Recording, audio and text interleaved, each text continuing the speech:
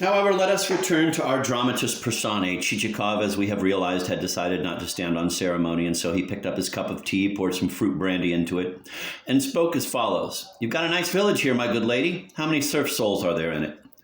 There are just under 80 souls, my friend, the hostess said, but unfortunately we're going through a rough time. And last year the crop was very bad. God forbid we get another one like it. Still, your peasants look a sturdy lot, and their huts seem good. But, excuse me, may I ask your name? I was so distracted landing here in the middle of the night. Korobotchka, widow of a collegiate secretary. Thank you very much. And what are you called? Nastasia Petrovna. Nastasia Petrovna, a very nice name indeed. I have an aunt, my mother's own sister, who's also a Nastasia Petrovna. And what's your name? I suppose you're a tax assessor? Oh, no, my good lady, I'm no tax assessor. I'm just traveling on personal business. Then you must have come to buy farm produce. What a shame. I sold my honey very cheaply to some merchants, and I'm sure you'd have bought it from me, my good sir. Now, honey is something I wouldn't have bought from you. What did you want then? Hemp, perhaps? But I have only about 20 pounds left. No, ma'am, I need goods of a different sort. Tell me, have any of your peasants died? Oh, my good friend, 18 of them, the old woman said with a sigh. And they were all such nice people, such good workers. True, since then some new ones have been born, but what's the good of that?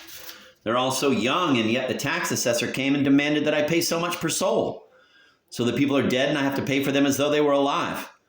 Last week, my blacksmith was burned to death. He was such a good blacksmith and a quite skilled locksmith as well. Why, did you have a fire? God has spared me that calamity. A fire would have been even worse. No, he burned all by himself, the blacksmith. Something caught fire inside him. He had too much to drink, and there was a blue flame escaping from him, and he kept smoldering, and then went all black like charcoal. And yet, what a good blacksmith he used to be. And now I can't go driving. No one to shoe the horses. God's will is in all things, Chichikov said and sighed. It's no good questioning God's wisdom. Well then, Nastasia Petrovna, will you sell them to me? Sell what to you? Why, all those serfs who died. How can I sell them to you? Just like that, sell them to me and I'll pay you money for them. But how? I really can't make head or tail of it. Do you intend to dig them up or what? Chichikov realized that the old woman had not understood him and that he would have to explain what he was after. In a few words, he conveyed to her that the sale or transfer would only be on paper and that the souls would figure in the transaction as though they were still alive. But what do you want them for? The old woman asked, her eyes popping. Now, that's my business. But since they're dead, and who's trying to maintain they're alive? That's why you lose money on them, because they're dead. You have to pay for them. And now I'll save you the payments and the worry. Do you understand? And I'll not only save you that, but also pay you 15 rubles. Do you understand now? I really don't know. I've never traded in dead people before. Of course not. Would have been quite a wonder if you'd been able to sell them to someone. Unless you imagine that there is some real use to be got out of them. No, I don't think there's any use in them. What use can there be since they're dead? Indeed, the whole trouble stems from the fact that they're dead. This woman, Chichikov reflected, seems to be a wooden head. Listen, he said. Try to reason. You're being ruined by having to pay taxes for a dead peasant as though he were alive. My dear sir, why talk of such a painful state of affairs? Only 3 weeks ago I paid out over 150 rubles, that plus the oiling up of the tax assessor. There you are, my good lady. Now you won't need to grease the tax collector's palm any longer, since I'll be the one who's paying for them. Understand? Me instead of you. I'll be fully liable for the taxes now. I'll even draw up a purchase deed at my own expense. You understand? The old woman became sunk in thought. She perceived the advantages the transaction seemed to offer, but the whole business was new and unusual, and so she was apprehensive, afraid this government purchasing agent might put one over on her.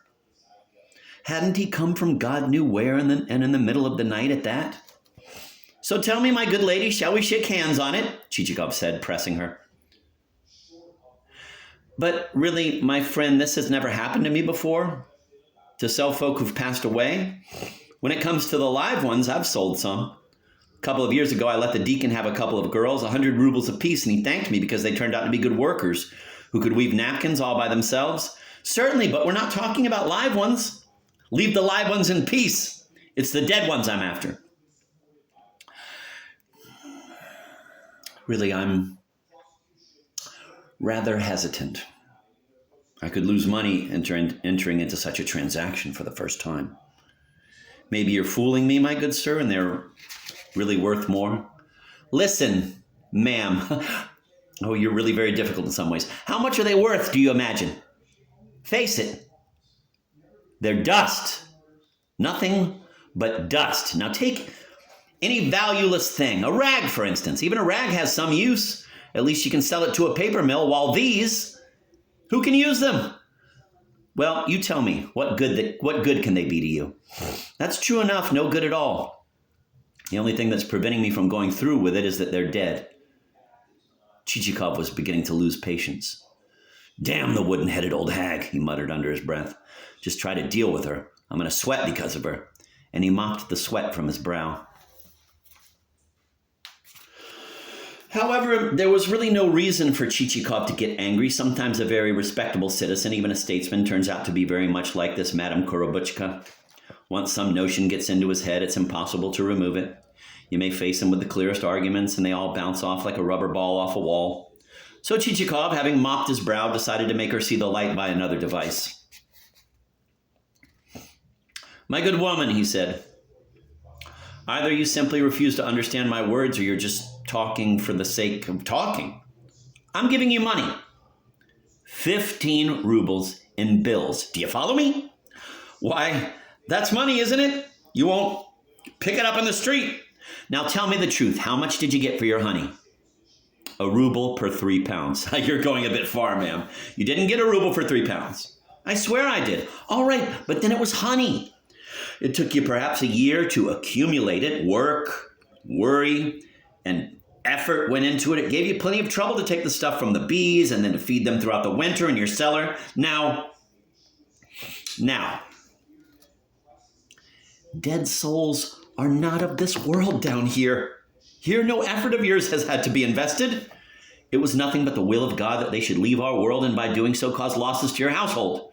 So you see, for the honey, you picked up a few rubles with all the effort and labor that went into it, while here, for nothing at all, you're offered a whole 15 rubles, and not even in silver, but in blue, 5-ruble banknotes. After these strong arguments, Chichikov no longer really doubted that the old woman would yield.